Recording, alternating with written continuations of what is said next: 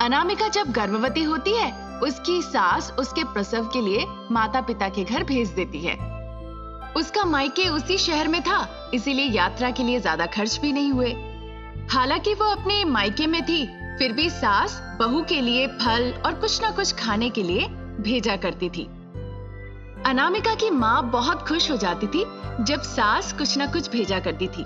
एक दिन वो कहती है, अनामिका, तुम बहुत भाग्यशाली हो कि तुम्हें ऐसी सास मिली है। तुम्हारी माँ जैसी है। और क्या चाहिए बताओ। तुम्हारी सास कुछ न कुछ बना के हर दिन तुम्हारे लिए भेजा करती है, इसलिए वो मुझे बहुत पसंद आती है। हाँ माँ, बिल्कुल तुमने सच कहा। मैं सच में बहुत भाग्यशाली हूँ कि मुझे ऐसी सास और प्यार करने वाला पति मिला। इस तरह अनामिका अपनी माँ से कहती है। दिन निकलते हैं। एक दिन बहुत जोरों की बारिश होती है। झील में दरार आ जाती है। झील का पानी और बारिश की पानी शहर में घुस जाता है। पूरा शहर में पानी भर जाता है। लोगों को समझ में नहीं आता वो क्या करे। जान बचाने के लिए वो इधर उधर भागने लगते हैं। ठीक उसी वक्त अनामिका को प्रसव पीड़ा शुरू होती है। वो जोर जोर से चिल्लाने लगती है, माँ, मुझे बहुत दर्द हो रहा है माँ। अनामिका की माँ को समझ में नहीं आता है कि उसे क्या करना चाहिए। वो चिंतित हो जाती है। हाय भगवान, बाहर जाने का कोई रास्ता नहीं है। तुम्हारे पति भी शहर में नहीं है। इस तूफान में सास भी तुम्हारी नहीं आ सकती है। अनामिका की माँ इस तरह से कहकर बहुत चिंतित हो जाती है और घबराने लगती है। तब तक अनामिका की सासू माँ उड़कर वहाँ पे आ जाती है। ये देखकर अनामिका और उसकी माँ दोनों हैरान हो जाते हैं। फिर अनामिका की माँ कहने लगती है, अरे बहन जी, आप इस तेज हवा में उड़ते हुए कैसी आई? मुझे तो समझ नहीं आ रहा है। अभी मेरे पास वक्त नहीं है ये सब बताने का। मैं आराम से आपको बताऊंगी। पहले अनामिका को लेके अस्पताल चलते हैं।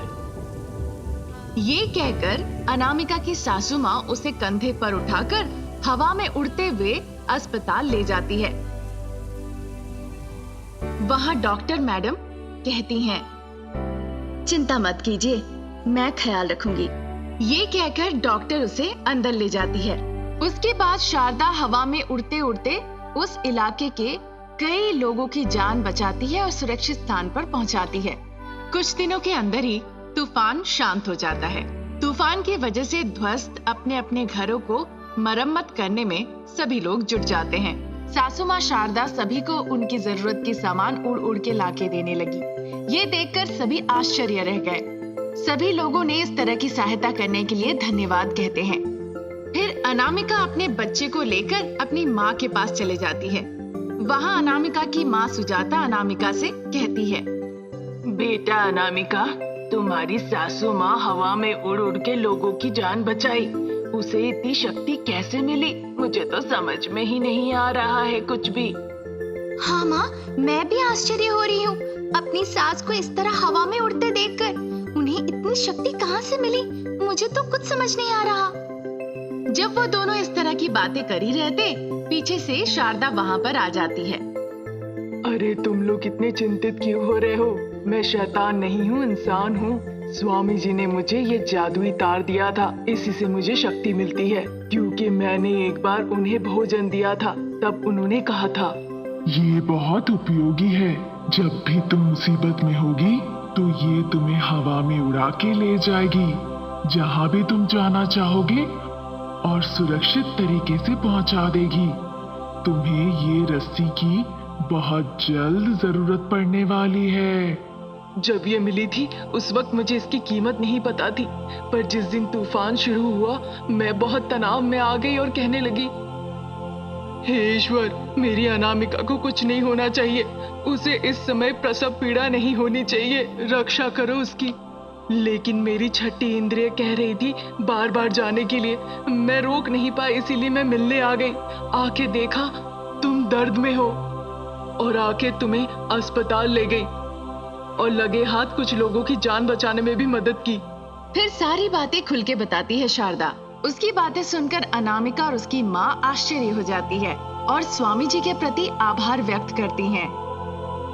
जो कुछ लोग यहाँ पर है, सब आपको अलग नजर से देख रहे हैं। आप अगर नहीं होते तो शहर के लोग बचते नहीं। आपको देवी तुल्य मान दे रहे हैं। हमारे लोग बहुत मासूम हैं, इसीलिए ईश्वर ने मुझे माध्यम बनाया उनके जीवन बचाने के लिए। अब जो होना हो गया, मैं चलती हूँ। इस तरह शारदा कहती है। फिर वो अपने घर की तरफ जाने लगती है। जैसे ही वो निकलती है वहाँ से, स्वामी जी उसके तरफ आने लगते हैं। स्वामी जी को देखकर वो बहुत खुश हो जाती है। स्वामी जी, आपकी कृपा से मैं शहर के लोगों की जान बचा सकी। आपका बहुत बहुत धन्यवाद। फिलहाल सभी सुरक्षित है। इसके बाद कृपया मुझे बताइए, ताकि शहर के लोगों को खतरा ना हो और उनकी सुरक्षा मैं कर पाऊं। ऐसा करो, 11 दिनों तक उपवास रखो और रात को हल्का भोजन करके सो। जमीन पर भोजन करना, तालाब के पानी में ही स्नान करना और बाहर के किसी पेड़ पे जाके उस जादुई डोरी को बांध देना। तब तुम्हारे शहर में कोई नुकसान और खतरा प्रवेश नहीं कर पाएगा। इस तरह स्वामी जी कहते हैं। शारदा भी हाँ कह देती है। जैसा स्वामी जी ने कहा था, वो हर चीज का बहुत सावधानी पूर्वक पालन करने लगी। वो 11 दिनों तक उपवास करने लगी और रात के वक्त हल्का खाना खा के सोने लगी। फिर वो अपनी जादुई तार ले आती है और उसे बाहर जाकर एक पेड़ से बांध देती है। जब वो उसे बांध रही थी, शहर पर एक महान प्रकाश पड़ता है। ये एक पल के लिए प्रकट होता है और फिर गायब हो जाता है। ये देखकर शारदा मन ही मन सोचने लगती है, ये ईश्वर का रक्षा कवच है पूरे शहर के लिए, ताकि किसी भी खतरा से पूरा शहर दूर रहे। इस तरह शारदा बहुत खुश होती है और फिर अपने घर चली जाती है। कुछ दिनों के बाद अनामिका अपने संतान को लेकर ससुराल लौट आती है। अनामिका के पति भी लौट आते हैं। संतान को देखकर वो बहुत खुश होते हैं। फिर वो खुशी खुशी जीवन व्यतीत करने लगते हैं। ललितपुर नाम का एक गांव था। उस गांव में शारदा और अनामिका सास बहू रहा करती थी। बहू अनामिका बहुत ही खूबसूरत दिखती थी और सासू माँ शारदा बहुत ही बदसूरत। वो बहुत ही ज्यादा सांवली थी, पर दिल की बहुत अच्छी थी सासू माँ। अनामिका हमेशा कुछ न कुछ कह के अपनी सासू माँ को चिढ़ाया करती थी। एक दिन वो दोनों किसी फंक्शन में जाने के लिए तैयार हो रहे थे। अनामिका तैयार होके कहती है, सासू माँ, मैं तैयार हो गई हूँ। वैसे भी आप ज्यादा खूबसूरत दिखती नहीं, तो इतना टाइम क्यों ले रही है? जल्दी आइए बाहर। ऐसे वो जोर जोर से बुलाने लगी। सुबह से तो मैं ही काम कर रही हूँ, इसीलिए देर हो रही है। तुम तो सुबह से ही तैयार होके बैठ गई। अभी अभी काम पूरा करके स्नान करके आई हूँ, 5 मिनट में आती हूँ। आपका नहा के भी क्या फायदा, आप तो वैसे ही दिखेंगी, गंदा चेहरा। अगर हम चूहे को भी 1 साल तक नहलाए ना, तो वो साफ हो जाएगा, समझे? पर आप कभी नहीं होने वाली। हाँ, इस तरह मजाक उड़ाकर अनामिका ने कहा। उसकी बातें सुनकर शारदा दुखी हो गई। थोड़ी देर बाद वो दोनों फंक्शन में पहुंच जाते हैं। वहां जाके सभी अनामिका के बारे में बातें करने लगते हैं। आपकी बहू रानी बहुत सुंदर है, लंबे लंबे बाल, बड़ी बड़ी आंखें, बहुत अच्छा। इस तरह वे अनामिका के सासू माँ से आके कहने लगे। उधर अनामिका के रिश्तेदार अनामिका के पास आके कहते हैं, अनामिका, तुम्हारी सासू माँ इतनी काली क्यों है? अगर बिजली चली गई तो उनकी आंखें और दांतों के अलावा कुछ नहीं दिखाई देगी, और अगर अंधेरे में गलती से मुस्कुरा दी, फिर तो सब भूत समझ के वहाँ से भाग लेंगे। इस तरह सब आके उन्हें चिढ़ा रहे थे। अनामिका भी उनका साथ देते हुए अपनी सासू माँ की बहुत जम के मजाक उड़ाई। थोड़ी देर बाद वो दोनों फंक्शन से घर लौट गए। सासू माँ, अब से आप मेरे साथ प्लीज कहीं मत जाइएगा। सब मेरा मजाक उड़ाते हैं, और तो और वो मुझ पे चिल्ला रहे थे कि मैं आपके साथ क्यों आई। मेरे रिश्तेदार का कोई फंक्शन हुआ ना, तो आप मेरे साथ मत जाइएगा प्लीज। ऐसा कहकर वो अंदर चली गई। उसकी बातें सुनकर शारदा बहुत दुखी हो गई। मुझे कभी दुख नहीं हुआ कि मैं सांवली हूँ, लेकिन जब से अनामिका इस घर में कदम रखी है, तब से मेरा अपमान करती है। हे भगवान, आप सभी को एक रंग में पैदा क्यों नहीं किए? फिर त्वचा के रंग को लेकर इतना मतभेद ना होता। ऐसा उदास होकर वो सोचती है।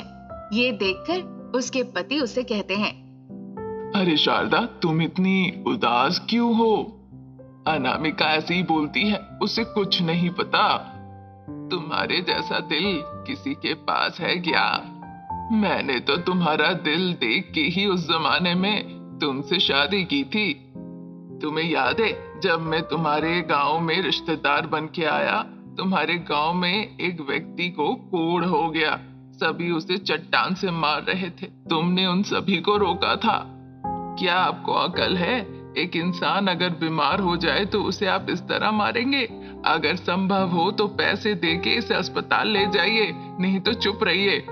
किसी को भी हक नहीं है किसी इंसान का जान ले लेने का।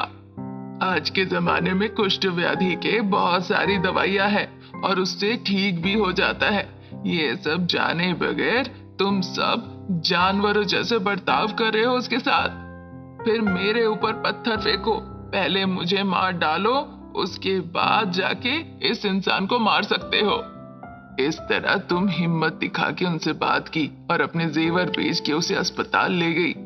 यही देख के मुझे प्यार हो गया था तुमसे। तब तुम जवान थी, पतली दुबली थी, अच्छी लगती थी। अब थोड़ी सी मोटी हो गई हो और साथ ही दिल भी बड़ा हो गया है। इस तरह वो शारदा से कहते हैं। ये सुन के मुस्कुराते हुए शारदा कहती है, बस कीजिए, मतलब तभी आपने मुझे देख लिया था। आप तो मेरे से भी ज्यादा अच्छे हैं, क्योंकि उस वक्त मेरे पिताजी मेरे लिए कितने रिश्ते देखे, पर मेरा रंग काला होने की वजह से किसी ने शादी नहीं की। इस गम से पिताजी की जान चली गई। फिर आपने सभी के सामने मुझसे शादी कर ली। आप मुझसे भी ज्यादा अच्छे हैं। इस तरह वो एक दूसरे की सराहना करते हुए बातें कर रहे थे। वो दिन खत्म हो गया। हर दिन की तरह उस दिन भी अनामिका सुबह सुबह नींद से उठ के आईने के सामने बैठ गई। अचानक शीशा टूट गया। सासू माँ, शीशा किसने तोड़ा? इस तरह वो चिल्ला के पूछती है। उधर सासू माँ जवाब देती है कि उन्हें कुछ नहीं पता। सुन के अनामिका को बहुत गुस्सा आया। आपको आईने की जरूरत नहीं, पर मुझे तो है ना। इस तरह वो गुस्से से बोली। तब तक एक महिला शीशा बेचने आई। शीशा ले लो शीशा, और इसमें खूबसूरती देखिए, वो इस तरह कहती है। सही समय पे आई है। खुशी से वो बाहर निकल आती है और उस औरत से मोल भाव करने लगती है। लीजिए, पैसे लीजिए। पैसे देके वो शीशा अंदर लेके चली जाती है। फिर वो जाके शीशे के सामने बैठ जाती है। शीशे में उसका चेहरा काला दिखने लगता है। ये देखकर वो डर के मारे कहती है, सासू माँ, एक बार जल्दी से आइए। इस तरह रोने लगती है। क्या हुआ है कह के शारदा दौड़ के वहाँ आती है। क्या हुआ अनामिका? ये कहकर सासू माँ शीशे के सामने खड़ी हो जाती है और गोरी दिखने लगती है। ये देखकर दोनों ही आश्चर्य हो जाते हैं। इस बीच वो शीशा कहने लगती है, देखा अनामिका को, मैं एक जादुई शीशा हूँ। आपके अंदर की सुंदरता दिखा रही थी। आप अपने दिल के अंदर को यहाँ देख सकते हैं। शारदा, देखो तुम्हारा दिल कितना साफ है। तुम्हें ऐसे ही रहना होगा। एक इंसान को बाहरी सुंदरता की जरूरत नहीं, आंतरिक सुंदरता की जरूरत होती है। वो है अच्छा दिल, अनामिका के जैसे नहीं, जिसके मन में घमंड और अहंकार हो। सब कुछ दिख रहा है। देखो कितनी बदसूरत हो तुम। इस तरह शीशा कहती है। उसकी बातें सुनकर अनामिका कहने लगती है, सासू माँ, मुझे माफ कर दीजिए। मैंने आपको बहुत अपमान किया है। मुझे आज सबक मिल गई। शारदा उसे संतावना देती है। उस दिन से अनामिका सासू माँ का बहुत आदर करती है और जो कुछ भी वो करने को कहती है वो आनंद से कर देती है।